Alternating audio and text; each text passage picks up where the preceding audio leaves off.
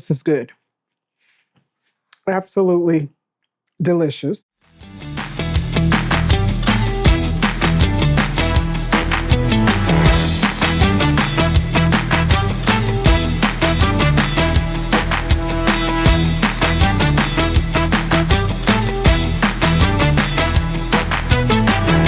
Welcome to Lena's Everyday Gourmet. Simple ingredients, gourmet result. Today I'm preparing a ricotta and shrimp stuffed squash blossoms. These are the beautiful squash blossom flowers here, and they grow on the top of your squash and zucchini vegetables. And they are found generally at farmers market during late spring and early summer. I found these on Etsy, and they arrived in perfect condition the very next day. So what I'm gonna do here is make my filling for the squash blossoms. And I have everything here: ricotta cheese, Parmesan cheese. I'm gonna include some shrimp, a little chopped spinach, a beaten egg, lime zest, lime juice, and some salt, pepper, just some herbs. And actually, you can kind of play with these ingredients and include what you like. These are things that I like. If you don't like, to add any seafood, you don't have to. If you don't like to add any spinach, you don't have to. You can add breadcrumbs instead. This is just my take on it, and I suggest try it one time and then make it your own. So I'm gonna get started here with the filling. Just gonna put everything in here and just mix it up really well. Doesn't take a whole lot. I took about 6 jumbo shrimp and chopped them up really finely, and then just sauteed them a little bit in some olive oil. I didn't want to put them in here completely raw because it's not going to take very much to get this cooked when I put it in to fry it all. And so I just wanted to make sure that it's going to be cooked. This is looking good. You can play with this recipe. Add different things, I've also made it with crab meat, which is very good as well. But if you're not a seafood lover, you're allergic to seafood, then omit it. Stir it up really well. Make sure everything is combined real well. And the thing about this, when you put in your ricotta cheese, pour the water off before you add it in. Now to our beautiful squash blossoms. What I've done here is I've removed the stamen in the center of them, and I've rinsed them with cold water and laid them on a paper towel to make sure that they're dry. And so now they are ready to be stuffed. So I have a tiny spoon here. Now, you can also use a piping bag, but because I've got some things in here like the shrimp, I thought that, I'm not gonna use a piping bag. I'm just gonna use a small spoon and just kind of fill them.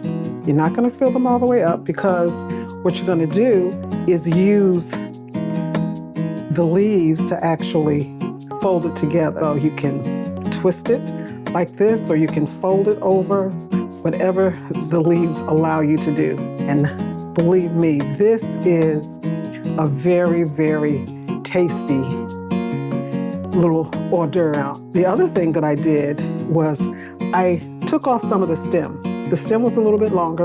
I took off some of the stem. I didn't want to remove the whole stem because, believe it or not, once it's battered and fried, the stem is also very good. I'm going to stick them in the refrigerator just to chill while I make the batter. The stuffed squash blossoms are resting nicely in the refrigerator, and the oil is starting to heat. So now I'm going to get to the batter. I've got my flour, and all of the exact ingredients will be included in the comments section, so don't worry. Baking powder, baking soda, Parmesan cheese, and a little salt and pepper. And before I add the seltzer water, I'm just gonna kind of stir that up, get that all mixed up a little bit. And the seltzer water is probably about 2 cups, but I want you to use your judgment and get the batter to the consistency that you want. Not too thick, more like a pancake batter is what we're looking for.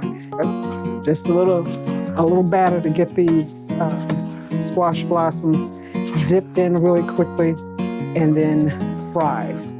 Now, another thing here, I added some Parmesan cheese. I really like that touch of that taste that the Parmesan cheese gives the batter. You may not have done that before, but try it. My recipes are suggestions.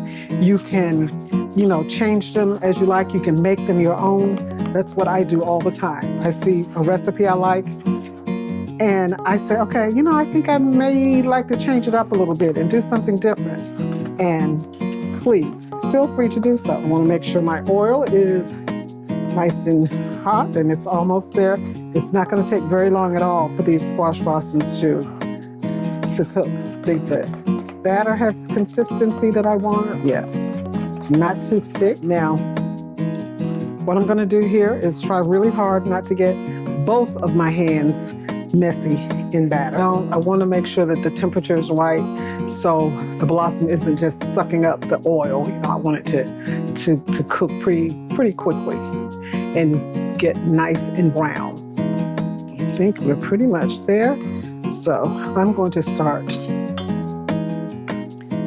dredging these in the batter. They're wrapped up. See, this one hand is going to be pretty messy, but that's okay.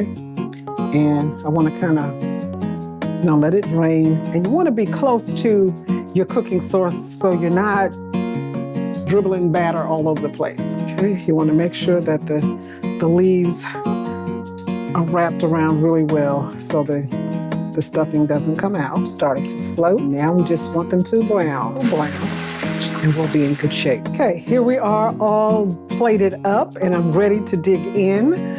I want you to try it, but I'm going to try it first, okay? So I've got this marinara sauce that I really like to dip in, and this isn't anything special, something you probably already have in your pantry, okay? This is good. Absolutely delicious. I recommend it. Please try it and let me know what you think. Remember to like and subscribe. I'll be here for more recipes and ideas and suggestions that I'd really like to share with you, and that, I hope that you'll try and that you'll like as well. Remember, Lena's Everyday Gourmet. Simple ingredients, gourmet results. Thank you.